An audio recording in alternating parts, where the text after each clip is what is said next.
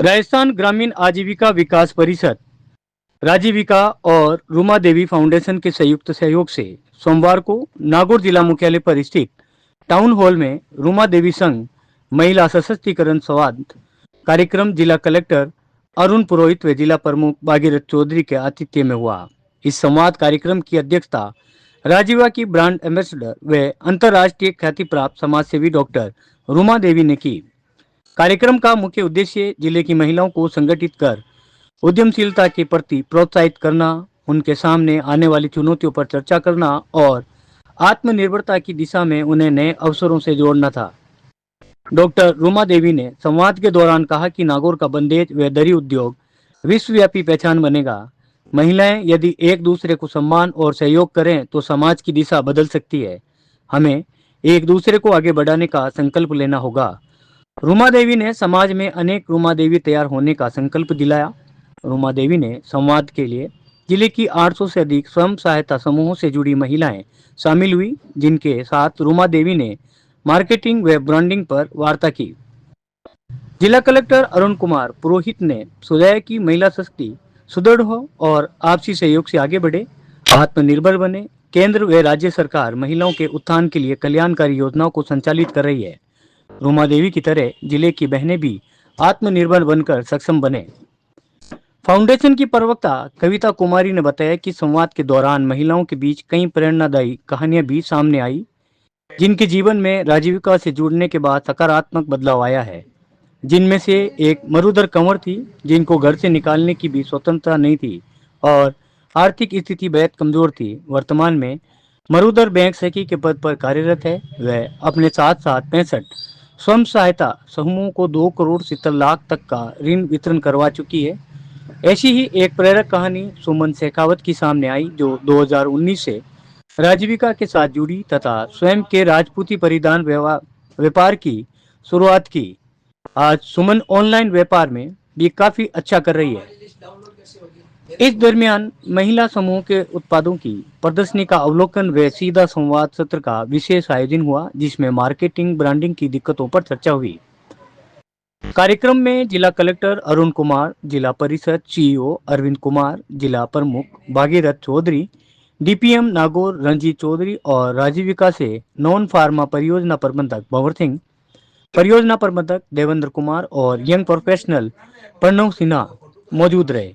उन्होंने महिलाओं के कार्यों की सराहना करते हुए कहा कि ऐसे संवाद कार्यक्रम उन्हें नई दिशा और पहचान दिलाते हैं।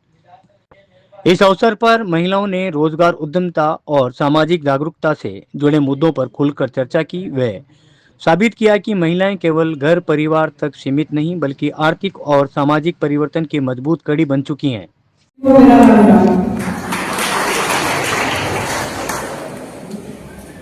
आप में से कुछ बहनें मेरे बारे में जानती हैं, कुछ बहनों को लगता है कि हमारी बहुत बड़े लिखे होंगे या बहुत बड़े परिवार से आए होंगे, इसलिए इतना काम कर लिया होगा। लेकिन पहले मैं मेरे खुद के बारे में बताऊंगी, फिर मैं आपसे पूछूंगी कि आप क्या कर सकते हैं। तो मैं आपको बताऊं कि मैं बाड़मेर से हूँ।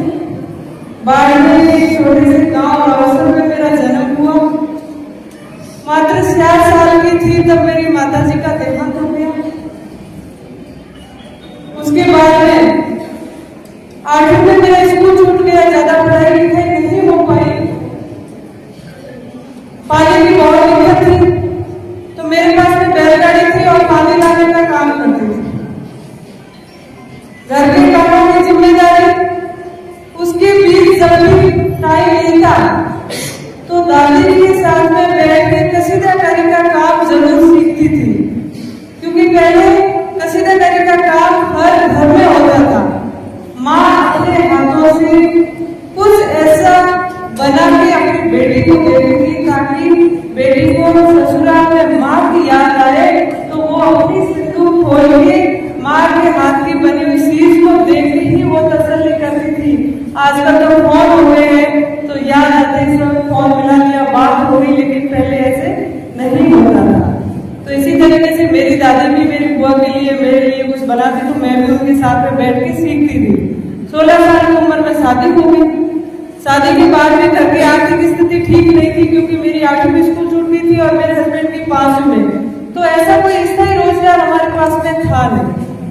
खेती का काम भी साल में 3 महीने का होता है, वैसे बारिश होती है तभी सीजन होता है। तो जैसे तैसे करके घर चल रहा था। लेकिन 1.5 साल बाद में जब मेरा फर्स्ट बेबी हुआ, उसको सांस लेने में प्रॉब्लम थी, उससे हॉस्पिटल की जरूरत थी, लेकिन उसको मैं नहीं ले जा पाई और उसको नहीं बचा पाई। उस समय मैं पूरी तरीके से हिम्मत हार चुकी थी, टूट चुकी थी कि अब मुझे जिंदगी नहीं जीनी है। पहले माँ को खो दिया, फिर बच्चे को। तो उस समय लगा कि ऐसे जिंदगी से हार मानने से अच्छा है मैं कुछ काम करूं जिससे मेरा मन भी लगे और मैं मेरे घर भी चला सकूं। क्योंकि जब परेशानी होती है तो कई तरह के नेगेटिव विचार आते हैं। तो ऐसी स्थिति मेरी भी हुई। फिर एक गांव की महिला जो कभी बाहर से शहर भी नहीं देखा था, ऐसी स्थिति में क्या काम करे। तो लगा कि जो बचपन में दादी से काम सीखा था उसी से मैं कुछ करूंगी। जो महिलाएं मायके जाएगी तो सुंदर बैग जरूर लेके जाएगी, यही सोच के 2008 में मैंने सुई धागा हाथ में लिया और बैग बनाने का सोचा। अब जो कसीदा करने का काम था वो तो सुई धागे से हो गया, लेकिन जो बैग की स्टिचिंग थी वो मशीन से होनी थी। मशीन मेरे पास में थी नहीं, ना मैं खरीदने के लिए सक्षम थी। एक बार फिर हिम्मत हार गई। फिर लगा कि ये परेशानी सिर्फ मेरी अकेली की नहीं है, ये और भी बहनों की है, लेकिन जिस तरीके से मैं नहीं कह पा रही हूँ वो भी नहीं बता पा रही। तो फिर आसपास की बहनों से बात किया और 10 महिलाओं ने मिलकर एक सेल्फ हेल्प ग्रुप बनाया और 100 रुपए इकट्ठा करके एक सेकंड हैंड मशीन खरीदी और उससे काम की शुरुआत की।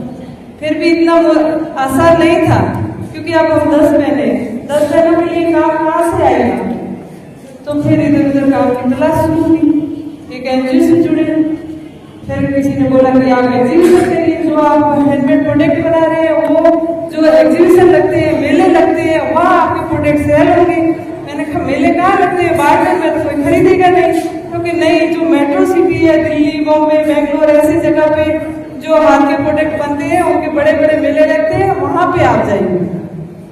मैंने कहा बाहर में डिस्ट्रिक्ट हेडक्वार्टर तो मैंने कभी देखा नहीं, तो इतने बड़ी सिटी में हम कैसे जाएंगे। हमें तो हिंदी भी नहीं आती है, मारवाड़ी आती है, और सबसे पहले घर वाले भेजेंगे नहीं, ये सपने तो हम छोड़ ही देते हैं। लेकिन कहीं ना कहीं क्लिक हुआ कि ट्राई करते।